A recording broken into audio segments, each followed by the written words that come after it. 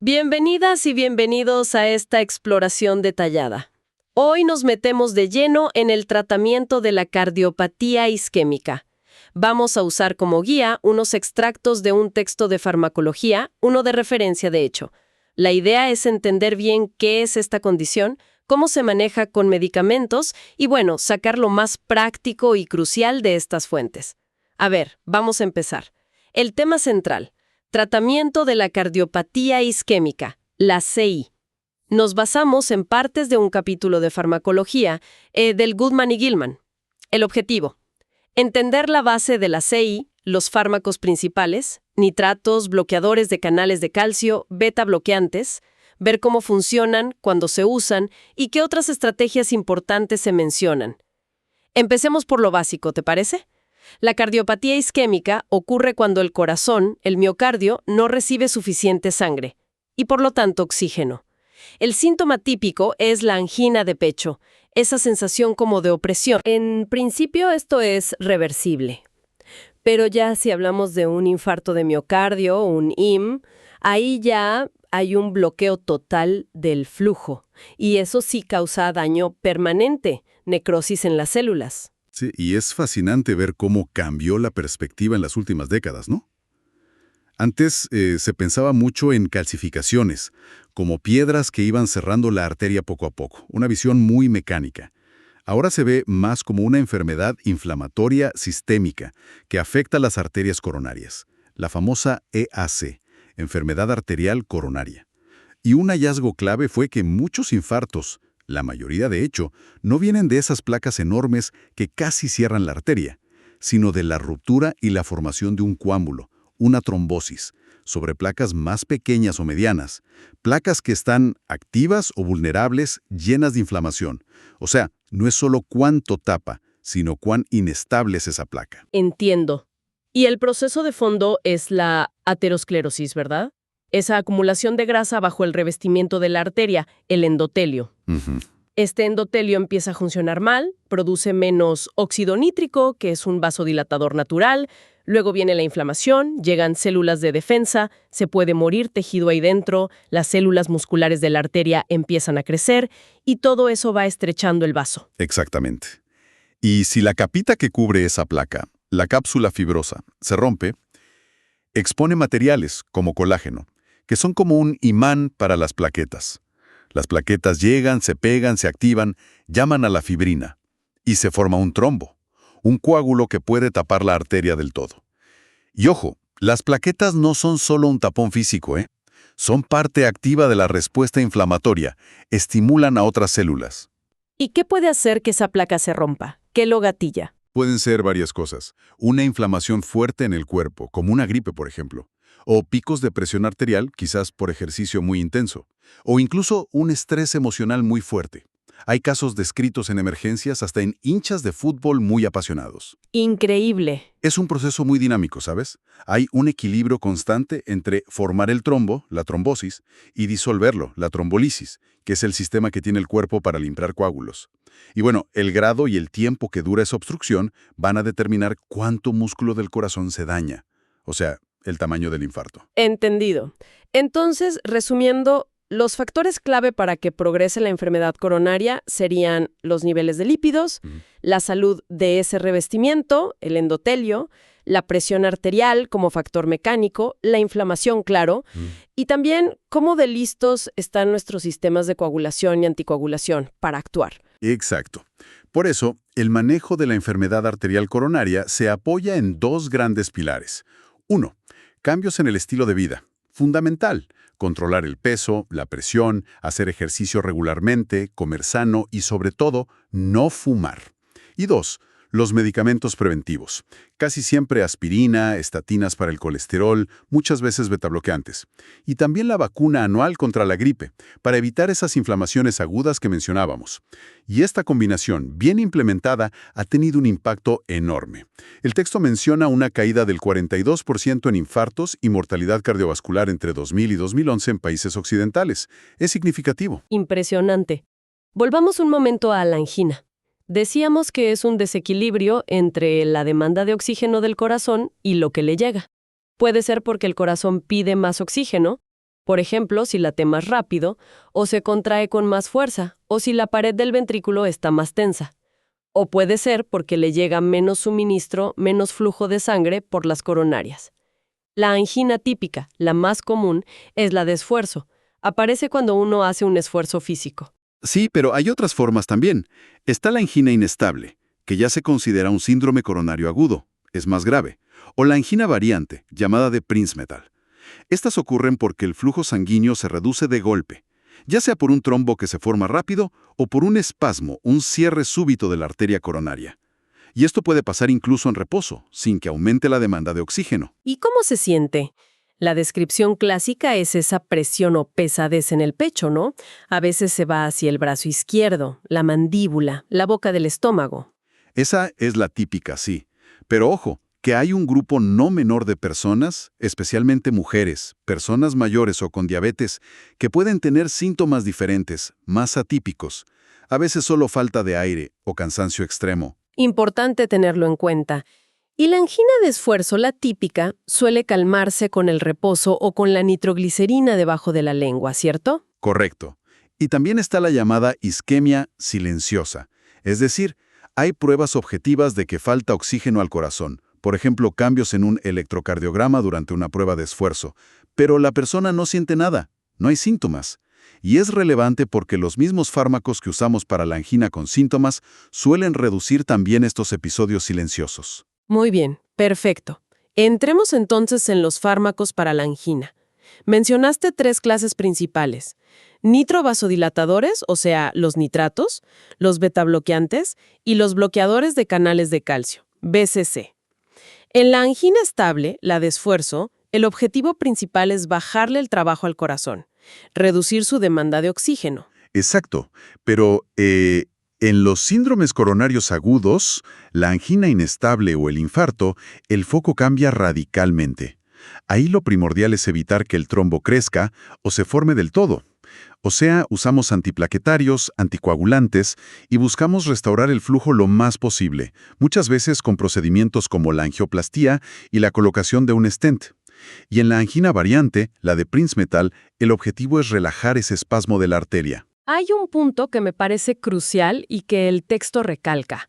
Los nitratos son buenísimos para aliviar el síntoma de la angina, el dolor, pero, a diferencia de los betabloqueantes, no han demostrado que su uso crónico mejore la supervivencia, que la gente viva más tiempo. Correcto. Esa es una distinción fundamental. Los betabloqueantes sí tienen ese beneficio demostrado, sobre todo en pacientes que ya tuvieron un infarto. Los nitratos son más para el alivio sintomático. Hablemos entonces de los nitratos orgánicos. Los más conocidos son la nitroglicerina, GTN, el dinitrato de isosorbida, ISDN, y el mononitrato de isosorbida, ISMN. Estos fármacos son lo que llamamos prodrogas, o sea, necesitan transformarse dentro del cuerpo para liberar la molécula activa, que es el óxido nítrico, el NO. Y el óxido nítrico es un potente vasodilatador. Básicamente le dice al músculo liso de las paredes de los vasos sanguíneos que se relaje, y al relajarse, el vaso se dilata. Me encanta el dato histórico que trae el texto. La nitroglicerina se sintetizó por allá por 1846, y Alfred Nobel, el inventor de la dinamita que se basa en nitroglicerina, fue tratado con nitroglicerina para su propia angina años después. ¡Qué ironía! Sí, es una historia curiosa. Y toda la investigación sobre el óxido nítrico como molécula señalizadora llevó al Premio Nobel de Medicina en 1998. Es una molécula fascinante. Ahora, para liberar ese NO necesitan metabolizarse, activarse. Y aquí hay una diferencia interesante. La nitroglicerina depende mucho de una enzima específica, la ALDH2. Resulta que hay poblaciones, especialmente de origen asiático, donde muchas personas tienen una variante de esta enzima que funciona menos. Y estas personas responden peor a la nitroglicerina, pero sí responden bien a los otros nitratos, como el ISDN, que no dependen tanto de esa enzima. ¡Qué detalle importante! Y el resultado final de esa liberación de NO es la relajación del vaso sanguíneo. Exacto. Aumenta una molécula llamada CGMP dentro de la célula muscular lisa, y eso lleva a la relajación. ¿Y cómo afecta eso al funcionamiento del corazón y la circulación? Los efectos hemodinámicos. A las dosis que se usan habitualmente para la angina, los nitratos dilatan sobre todo las venas grandes. Al dilatar las venas, menos sangre regresa al corazón en cada latido. Es lo que llamamos reducción de la precarga. El corazón se llena menos, sus paredes se estiran menos y por lo tanto trabaja menos y necesita menos oxígeno. Y esto lo hacen sin bajar mucho la presión arterial sistémica a esas dosis. Entiendo. Menos llenado, menos tensión, menos consumo de oxígeno. Pero cuidado, si se usan dosis más altas, ahí sí empiezan a dilatar también las arteriolas, que son los vasos que controlan la resistencia periférica. Y eso sí puede bajar la presión arterial de forma más marcada, la poscarga. Y si baja mucho la presión, el cuerpo puede reaccionar activando el sistema simpático. Aumenta la frecuencia cardíaca, la fuerza de contracción, y eso aumenta la demanda de oxígeno. Justo lo contrario de lo que buscamos. Ah, claro, un efecto paradójico. Hay que tener cuidado con la dosis. Sí, y especial cuidado en personas que tengan problemas con su sistema nervioso autónomo, porque pueden tener bajadas de tensión muy bruscas, hasta desmayarse. El llamado síncope por nitratos. ¿Y cómo se administran? Mencionaste la nitroglicerina sublingual. Sí, esa es para el ataque agudo. Se pone debajo de la lengua, actúa en muy pocos minutos, el pico de efecto es a los 4 minutos, pero dura poquito, su vida media es de 1 a 3 minutos. El dinitrato de isosorbida sublingual también es rápido, actúa en unos 6 minutos, pero dura un poco más, unos 45 minutos. Y sus metabolitos también son activos. El mononitrato de isosorbida se toma por boca, se absorbe bien, pero tarda más en empezar a hacer efecto. Ese sirve más para prevenir los ataques, para un tratamiento de base, no para el momento agudo. Comprendido. Y entonces, ¿por qué alivian la angina de esfuerzo? ¿Es por esa reducción de la precarga principalmente? Sí, fundamentalmente es por eso. Reducen el trabajo del corazón al disminuir el llenado y la tensión de la pared. No es tanto porque dilaten las arterias coronarias que ya están enfermas y estrechadas, aunque algo de eso hacen. Y eso sí es muy importante en la angina por espasmo, la variante. Pero en la angina de esfuerzo típica, el gran beneficio viene de reducir la demanda de oxígeno, de quitarle carga al corazón. Otro tema clave que se menciona es la tolerancia. ¿Qué pasa con el uso continuo? Sí, eso es crucial. Si se usan nitratos de forma continua, o muy frecuentemente, sobre todo a dosis altas, el efecto va disminuyendo. El cuerpo se acostumbra. Hay varias teorías sobre por qué pasa esto, que si se agota la capacidad de convertirlos en NO, que si se activan sistemas que contrarrestan el efecto. Lo importante en la práctica es que para evitar esta tolerancia es necesario tener un periodo cada día sin el fármaco. Usualmente se deja un intervalo libre de nitratos de unas 8 a 12 horas. Lo más común es saltarse la dosis de la noche, si la angina es principalmente de esfuerzo durante el día. Entendido. Un descanso diario para que sigan funcionando. ¿Y efectos secundarios? Los más comunes son el dolor de cabeza, que es por la vasodilatación cerebral, y los mareos, sobre todo al ponerse de pie rápido, por la bajada de tensión, hipotensión postural. Y luego está la interacción peligrosa que ya mencionamos brevemente. Hay que recalcarla. Nunca, pero nunca, combinar nitratos con los inhibidores de la fosfodiesterasa 5, o sea, los fármacos para la disfunción eréctil como el sildenafil, tadalafil, vardenafil. Cierto. Ambos mecanismos terminan aumentando el cGMP, ¿verdad? Exacto. Y si los das juntos, el efecto se potencia enormemente y puede causar una caída drástica, potencialmente fatal, de la presión arterial. Es una contraindicación absoluta. Hay que preguntar siempre al paciente si usa estos medicamentos. Queda clarísimo. Pasemos entonces a la siguiente clase. Los bloqueadores de canales de calcio, los BCC. Estos, como su nombre indica, bloquean la entrada de calcio a las células, principalmente a las células del músculo liso de los vasos sanguíneos y a las células del músculo cardíaco. Y como el calcio es necesario para que el músculo se contraiga, pues si bloqueas su entrada, consigues relajación vascular, vasodilatación, sobre todo de las arterias, y también reduces la fuerza con la que se contrae el corazón y su frecuencia. Así es. Y dentro de los BCC hay diferencias importantes. Hay como dos grandes familias. Por un lado están las dihidropiridinas, nombres como nifedipino, amlodipino, felodipino. Estas son principalmente vasodilatadoras arteriales. Actúan sobre todo relajando los vasos sanguíneos periféricos. Su principal efecto es reducir la resistencia contra la que el corazón tiene que bombear, o sea, bajan la poscarga. Por otro lado están el verapamilo y el diltiazem. Estos tienen un efecto más equilibrado. También son vasodilatadores, pero además tienen un efecto directo importante sobre el corazón. Reducen la frecuencia cardíaca y la fuerza de contracción, y también enlentecen la conducción eléctrica dentro del corazón. Y esa diferencia es clave para la angina, ¿no? Porque decías que bajar mucho la presión puede ser contraproducente. Exacto. Las dihidropiridinas, al ser vasodilatadores potentes, pueden bajar la presión rápido y causar esa taquicardia refleja que no queremos. El corazón se acelera para compensar. De hecho, el nifedipino de acción rápida, el que se liberaba de golpe, prácticamente ya no se usa para la angina por este motivo. Podía incluso empeorarla. Ah, mira tú. Por eso se prefieren las formulaciones de liberación prolongada de las dihidropiridinas, o fármacos como el amlodipino, que se absorbe más lento, tiene una vida media larga y produce una vasodilatación más suave y sostenida, con menos riesgo de taquicardia. En cambio, el verapamilo y el diltiazem, como frenan directamente el corazón, tienden a contrarrestar esa posible taquicardia refleja. Entendido. ¿Y cómo se eliminan del cuerpo? ¿Hay interacciones importantes? Sí. Esto es importante. Todos los BCC se metabolizan principalmente en el hígado, a través de un sistema enzimático muy común, el citocromo P450 3A4, el CIP 3A4. Esto significa que pueden tener muchas interacciones con otros fármacos que usen la misma vía. Por ejemplo, sustancias que inhiben el CYP3A4 como el jugo de pomelo, toronja, pueden aumentar mucho los niveles de los BCC en sangre y aumentar el riesgo de efectos adversos. El jugo de pomelo siempre aparece en las interacciones. Sí, es un inhibidor potente.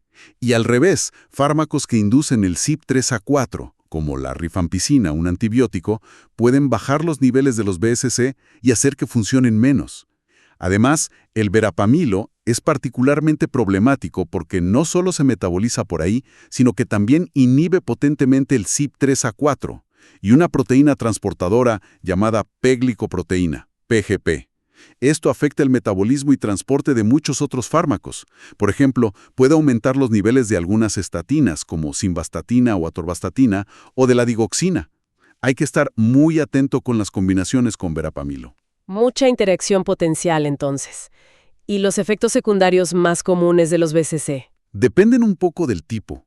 Las dihidropiridinas, amlodipino, etc., suelen dar dolor de cabeza, enrojecimiento facial, rubor, mareos, y es muy característico el edema, la hinchazón en los tobillos. Ah, sí, el edema de tobillos es típico. ¿Por qué ocurre? Es por la vasodilatación preferente de las arteriolas precapilares. Altera un poco el equilibrio de presiones en los capilares y se fuga líquido al tejido. No es por retención de líquidos generalizada. Entendido. ¿Y verapamilo y diltiazem? El verapamilo es famoso por causar estreñimiento. Es bastante común. Y ambos, verapamilo y diltiazem, por su efecto sobre el corazón, pueden causar bradicardia, frecuencia cardíaca muy lenta, o incluso bloqueo auriculoventricular, problemas en la conducción eléctrica. Este riesgo aumenta mucho si se combinan con betabloqueantes. Por eso, esa combinación, verapamilo o diltiazem plus betabloqueante, generalmente está contraindicada o se usa con muchísima precaución. Vale. Combinación a evitar. Diltiazem tendría un perfil intermedio de efectos adversos, quizás. Sí, se podría decir que sí. Menos estreñimiento que verapamilo, menos edema que las dihidropiridinas potentes. En general, los BCCs, sobre todo verapamilo y diltiazem, se evitan en pacientes con insuficiencia cardíaca sistólica, o sea, cuando el corazón bombea con poca fuerza, porque pueden empeorarla. Aunque el amlodipino y el felodipino, dos dihidropiridinas, parecen ser más seguros en ese contexto si se necesitan por otra razón, como la hipertensión. ¿Y cuándo se usan principalmente en la cardiopatía isquémica? Son el tratamiento de elección la primera línea para la angina variante, la de Prince-Metal, la que es por espasmo coronario. Ahí funcionan muy bien, a menudo junto con nitratos. Para la angina de esfuerzo estable, la típica, son efectivos pero generalmente se consideran una segunda opción. Se usan si los betabloqueantes no son suficientes para controlar los síntomas o si el paciente no los tolera o tiene alguna contraindicación. En los síndromes coronarios agudos, su papel es mucho más limitado y hay que usarlos con cautela, si es que se usan. Perfecto. Y eso nos lleva directamente a la tercera gran clase, los betabloqueantes, los BB. El texto los presenta como fundamentales, ¿no? Destaca que son la única clase de antianginosos que ha demostrado de forma consistente no solo reducir la frecuencia y severidad de la angina de esfuerzo.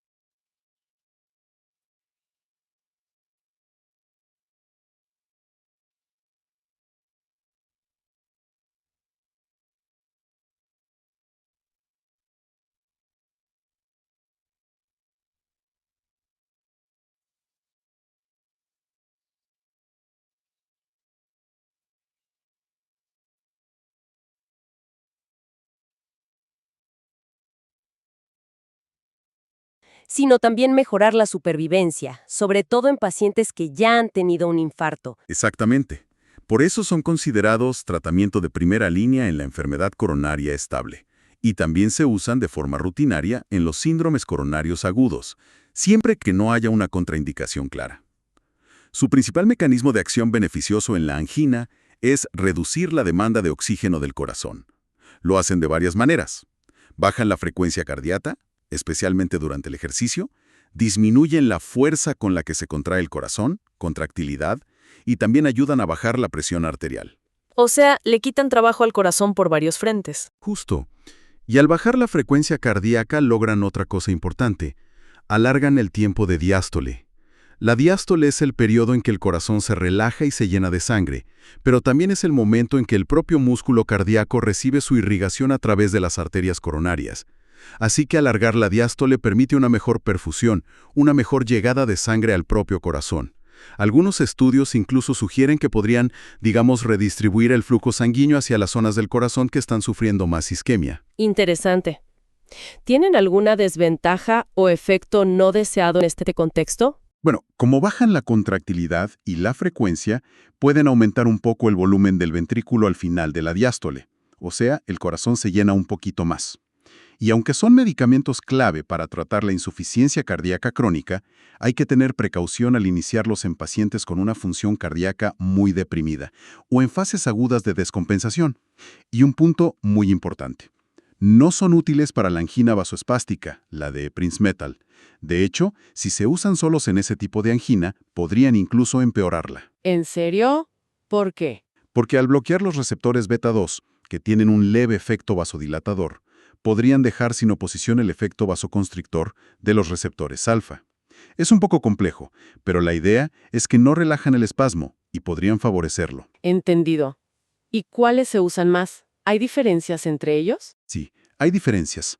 Para la cardiopatía isquémica, generalmente se prefieren los betabloqueantes que son selectivos por el receptor beta 1, que está principalmente en el corazón y que no tienen actividad simpático-mimética intrínseca, o sea que no estimulan un poquito al receptor mientras lo bloquean.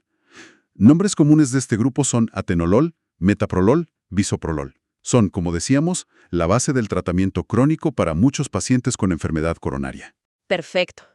Ya cubrimos las 3 clases principales de antianginosos. Pero el tratamiento de la cardiopatía isquémica, sobre todo en las fases agudas, va mucho más allá, ¿verdad? Absolutamente. En los síndromes coronarios agudos, SCA, la piedra angular del tratamiento son los fármacos antitrombóticos, los antiplaquetarios y los anticoagulantes. Hablemos de ellos. La aspirina es casi universal, ¿no? Sí, la aspirina es fundamental. Inhibe de forma irreversible una enzima en las plaquetas, la COX-1, y así bloquea la producción de tromboxano A2, que es una sustancia muy potente que hace que las plaquetas se agreguen y también causa vasoconstricción. Y además de la aspirina, ¿se usan otros antiplaquetarios? Correcto. Están los antagonistas del receptor P2Y12.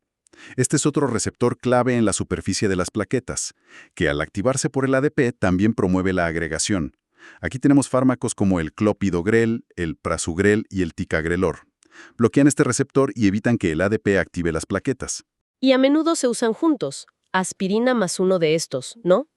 La famosa terapia antiplaquetaria dual. Stent coronario.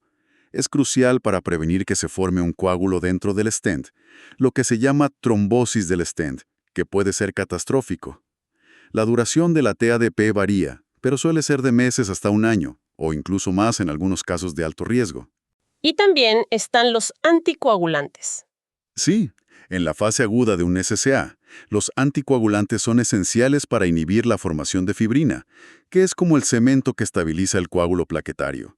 Se usan fármacos como la heparina no fraccionada, las heparinas de bajo peso molecular, como la enoxaparina o el fondaparinux. Actúan inhibiendo la trombina o factores de la coagulación anteriores.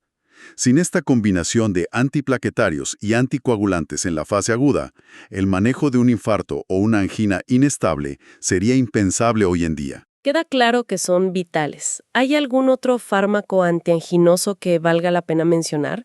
Quizás para casos más específicos. Sí, el texto menciona algunos otros. Está la ranolacina, que tiene un mecanismo diferente. Inhibe una corriente tardía de sodio en las células cardíacas. Se usa como opción de segunda o tercera línea para la angina estable cuando los fármacos habituales no son suficientes o no se toleran. ¿Y la ivabradina? La ivabradina también tiene un mecanismo selectivo. Actúa directamente sobre el nodo sinusal, el marcapasos natural del corazón, y reduce la frecuencia cardíaca sin afectar la contractilidad ni la presión arterial de forma significativa. Es útil en pacientes con angina estable que necesitan bajar más la frecuencia cardíaca, pero no toleran dosis altas de betabloqueantes o tienen contraindicaciones. ¿Y otros mencionados como nicorandil o trimetazidina? El nicorandil tiene un mecanismo doble parecido a los nitratos y también activa canales de potasio. No está disponible en todos los países como Estados Unidos y se ha asociado con riesgo de úlceras en mucosas. La trimetazidina modifica el metabolismo energético del corazón, pero tampoco está aprobada en EU, y hay algunas dudas sobre su beneficio real y un posible riesgo de trastornos del movimiento. Esto nos muestra que sí hay alternativas, pero cada una con su nicho y su perfil de riesgo-beneficio muy particular. Y no podemos cerrar el capítulo de tratamientos sin mencionar los stents liberadores de fármacos, ¿verdad?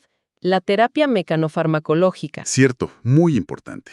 Son esas pequeñas mallas metálicas que se implantan para abrir la arteria obstruida, pero que además están recubiertas con un fármaco. Suelen ser fármacos como el sirolimus o derivados como everolimus, sotarolimus o el paclitaxel. Estos medicamentos se liberan lentamente en la pared de la arteria e inhiben la proliferación de las células musculares lisas.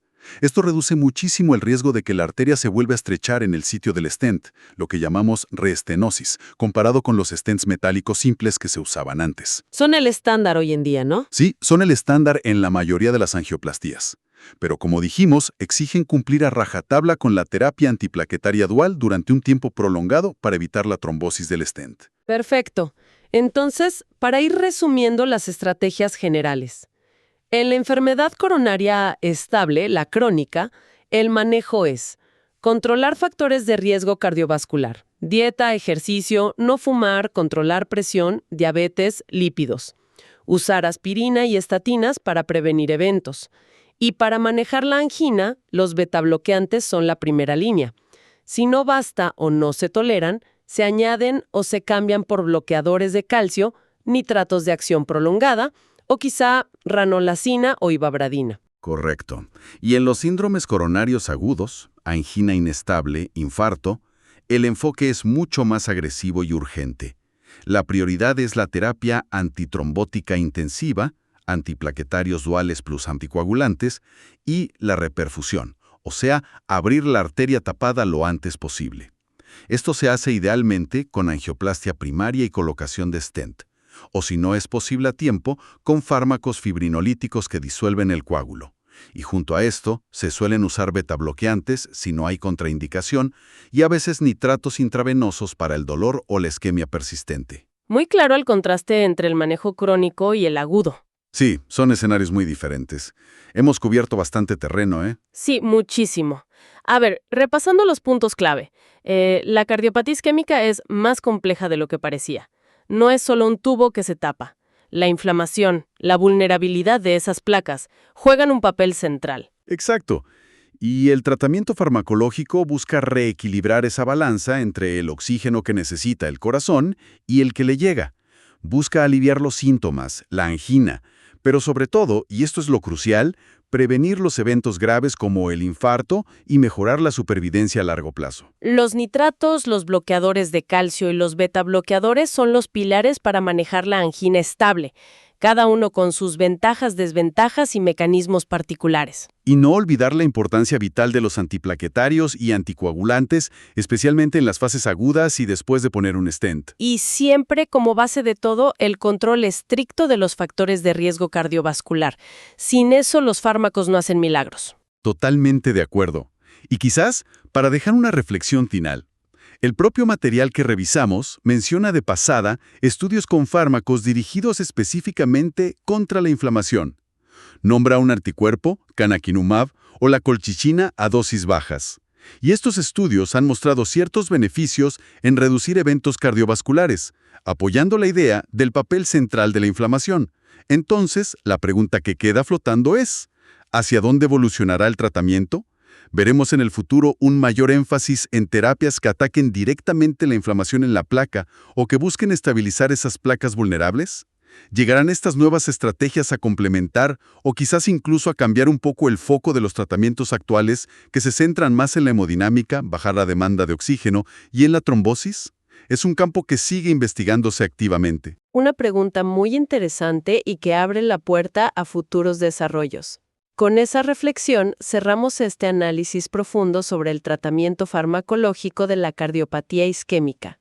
Muchísimas gracias por acompañarnos hoy.